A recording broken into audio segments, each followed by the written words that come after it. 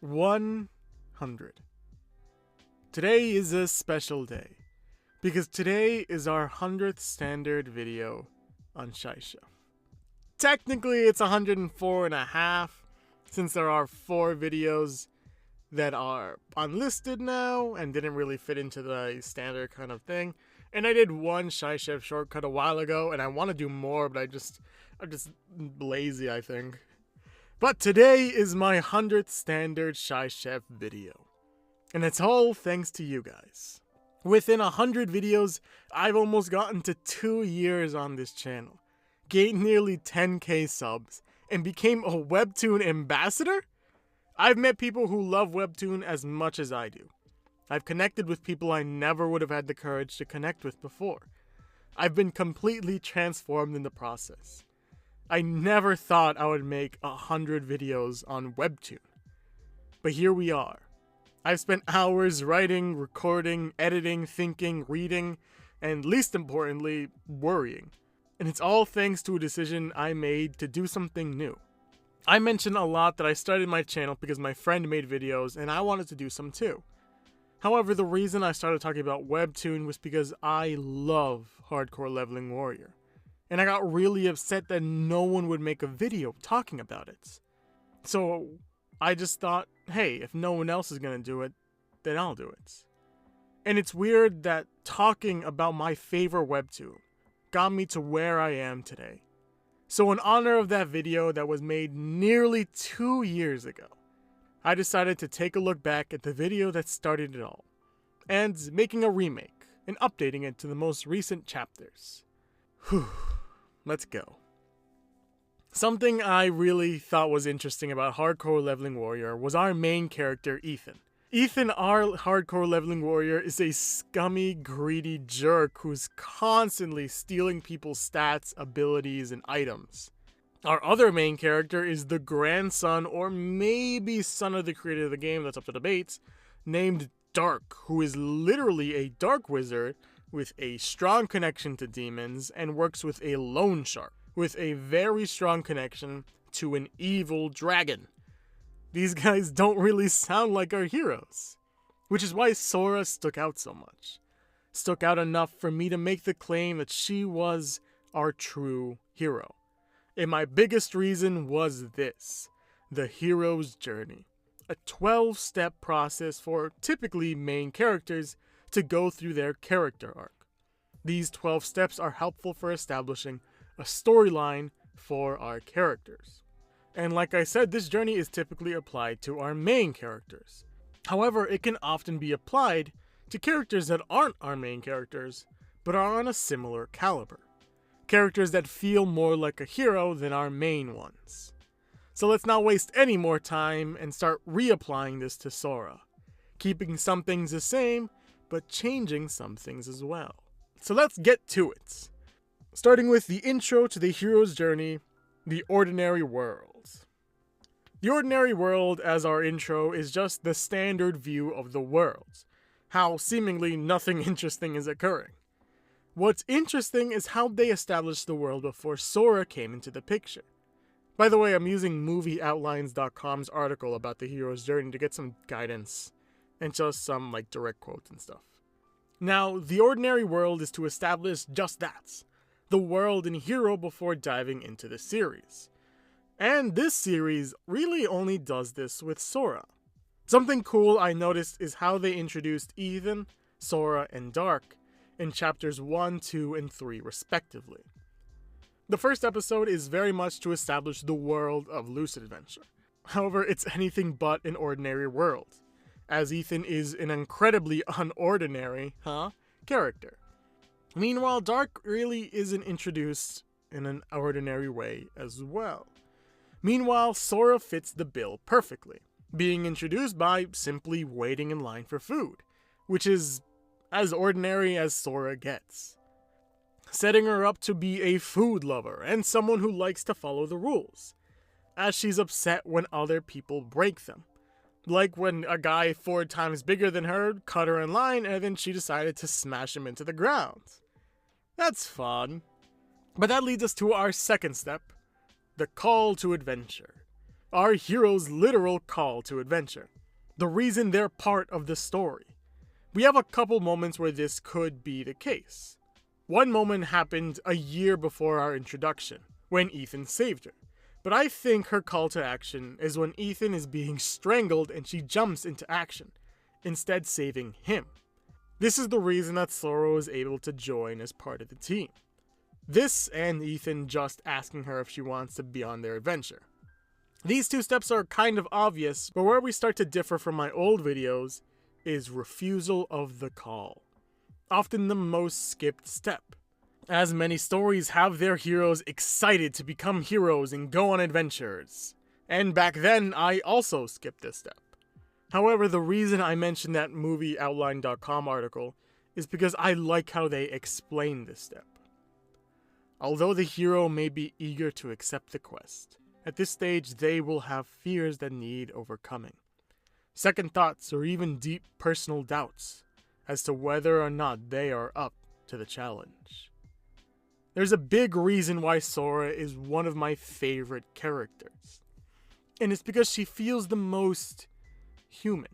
She has interesting and deep thoughts, self-doubts, troubles and such. She's constantly compared to her other two teammates.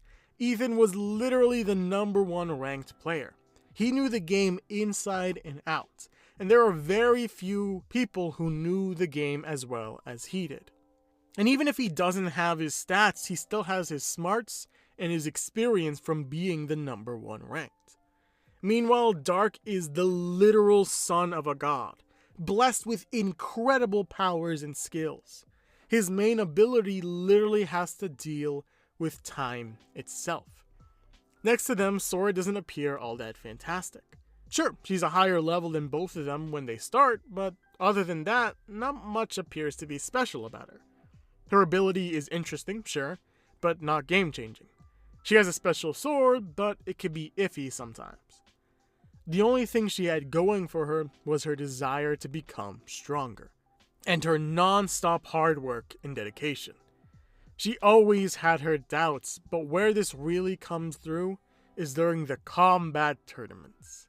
Now, the combat tournament is the most important and largest arc in Season 1, as a lot of what happens in the story kind of hinges on the results of this tournament. Now, this is often where Sora sees how different she is from her team. As she says, "The battle we just fought. The only reason I won was because I was lucky enough to have the Hawaiians and Ego by my side. I was angry. What if I had a powerful and rare attributes, like Finnegan or Dark? How good would that be?" However, Sora can't change any of that. The only thing she can change is her skill, which is where meeting the mentor comes in, our next step. Now, throughout the series, Sora has a number of mentor-like people. From Ethan to Lilia to Dark's grandfather when he's transformed to be a normal human, and others. But I think our best choice for her mentor is our favorite swordsman, Master Swordsman. Under his tutorship, she gains real-world experience, figuring out how she can fight. Granted, she doesn't fully develop her skill, but Master Swordsman teaches her how to be more herself, not needing to mimic anyone, leading us to crossing the threshold, where the hero is ready to finally act upon their call to adventure and truly begin their quest, whether it be physical, spiritual, or emotional. Now, this might be a bit strange, but I think this moment, where they're entering the PvP round of the combat tournaments, where the entire team has stakes in the fight, I think this moment is where they are crossing the threshold. Now, I'm well aware this is like 100+ chapters in, and even though there are some moments with technically the same stakes, since every other round of the combat tournament, the preliminary round, the subjugation round, and the siege round has technically the same stakes as the PvP round, it still feels like the most important moment in Season 1. The biggest turning point, or when the series really starts to turn up the heat, leading us to tests, allies, and enemies. kind of simple to understand. These are challenges, obstacles, and such. The first round of the PvP rounds is probably the best representation of this, showing off the entire team, but also showing off Sora, her placement in the team, how well she works with Dark, and seeing how much her training helped her, even using Ethan's signature move, Moonlight Slash, against Ethan's Moonlight Slash. A spectacular moment for Sora's character development, showing the world that she's on the same level as Ethan, that she deserves more than anyone else to be on that team.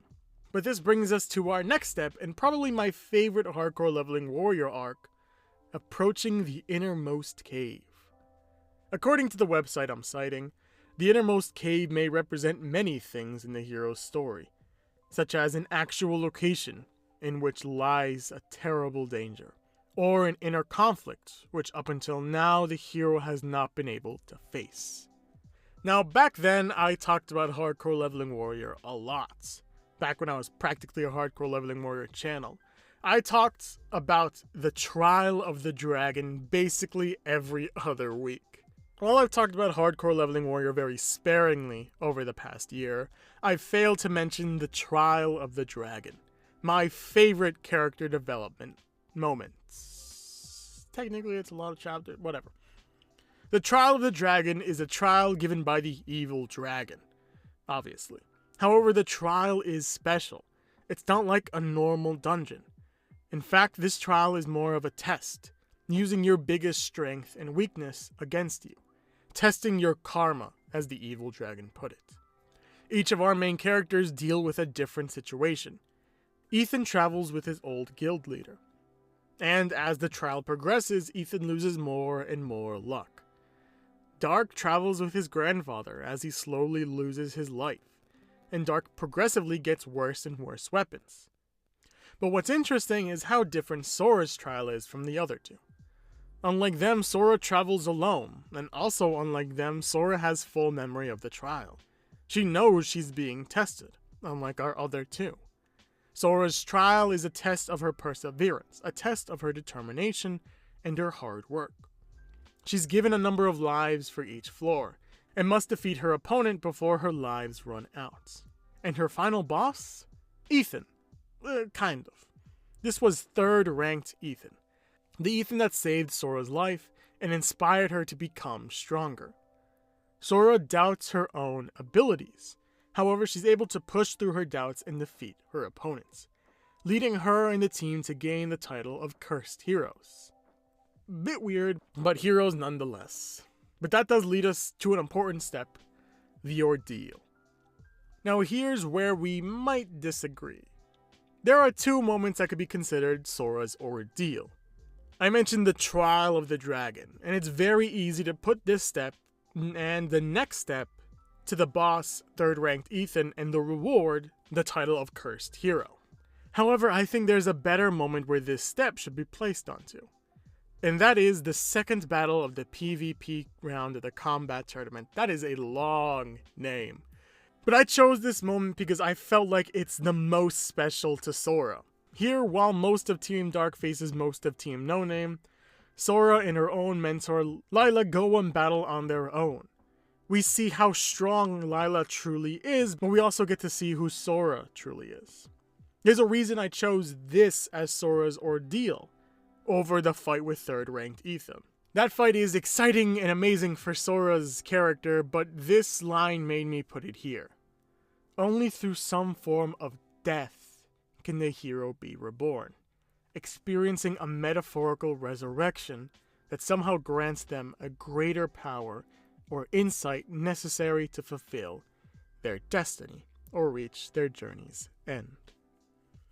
If you've somehow forgotten, during this fight, Sora starts to struggle, and while she puts up a good fight, Lila's experience and power are enough to overtake Sora, taking her ego sword down, leaving her with only one sword, the light sword Will, an energy blade that only comes out when the user is courageous and righteous. Even when bleeding on the floor, Sora refuses to give up, and Lila does manage to kill her. And here's where we have something interesting occur. I think Sora gets a lot of in-universe flack for her ability. Taster? It's a unique ability, gaining strength when you eat, but it's not super great. Abilities like any of the person type attributes, luck, or Dark's literal time skills. A lot of people, rankers, elites, and even Sora herself kind of trash on her ability. However, it's because of her taster ability that she's able to revive after Lila kills her. The taste of never giving up allows her to rank up from swordsman to great swordsman. Which brings us to our next step, reward. Now, there's a reason why I chose Lila's fight to be the ordeal over the third ranked Ethan fight. The main reason was because it felt much more personal to Sora's story, but also because the reward is known by a different name, seizing the sword. After ranking up, Sora can fuse her Ego Blade with one weapon of her choosing. Choosing the light sword will, and creates a unique and powerful weapon that only Sora can use.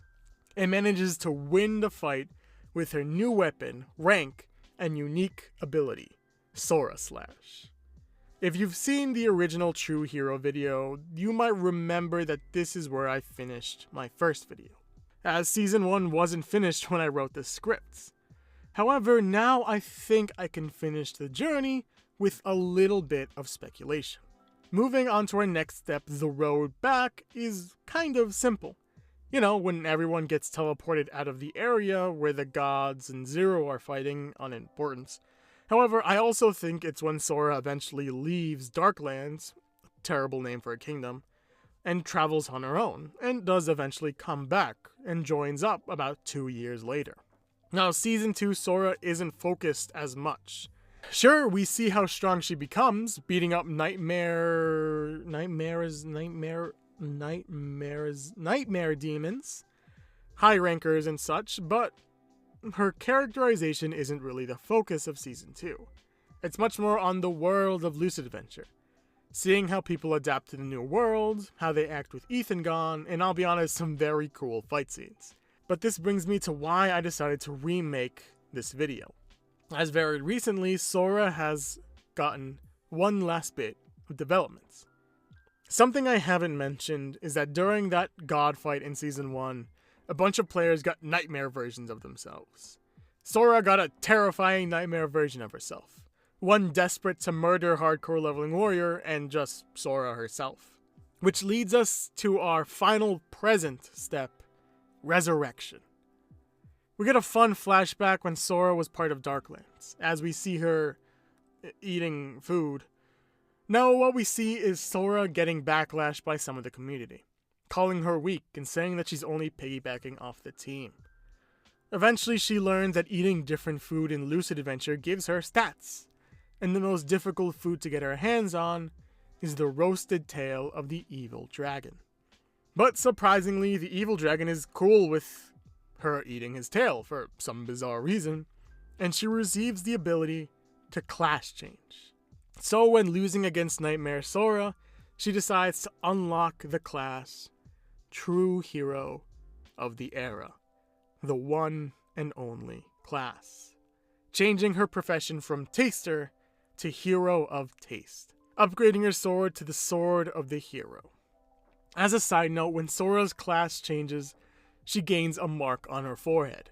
It's a cool reference to Ethan's headgear when he was the #1 ranked, the Memory of Dragon Pearl. It's also known by a different name, but I can't pronounce that one. Showing that Sora is becoming someone who can stand as equals alongside Dark and Ethan. But what's not important to this video, but to me, is that this would make a really cool hat, right? Why stop there? Make one for Sora, and then make a gold and red one for Ethan. Webtoon, get on this. Or I will. Maybe, I don't know. But that brings us to our last step. Return with the elixir. Now, we're caught up with all the free episodes, and I'll be honest, I'm not sure if we're gonna get this step anytime soon. However, here is where we speculate. According to movieoutline.com, this is the final stage of the hero's journey. in which they return home to their ordinary world a changed person. They will have grown as a person, learned many things, faced many terrible dangers, and even death, but now looks forward to the start of a new life. Their return may bring fresh hope to those they have left behind, a direct solution to their problems, or perhaps a new perspective for everyone to consider.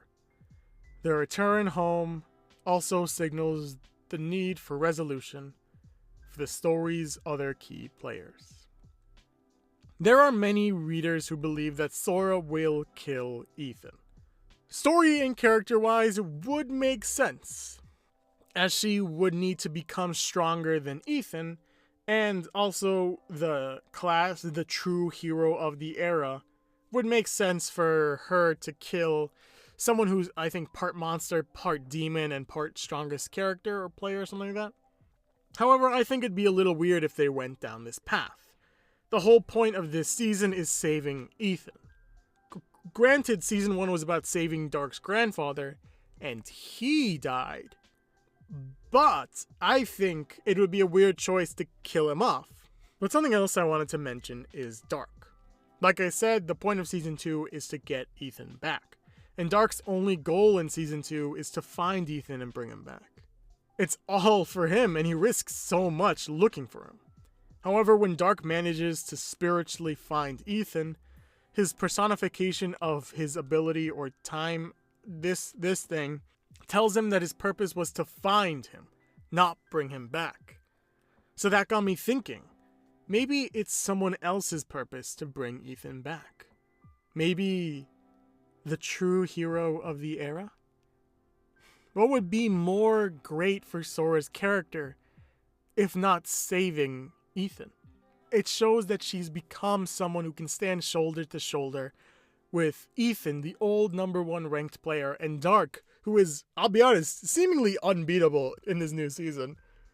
But also, I feel like it'd be a really cool tie-in to how this series started. They just, as they keep on just saving each other.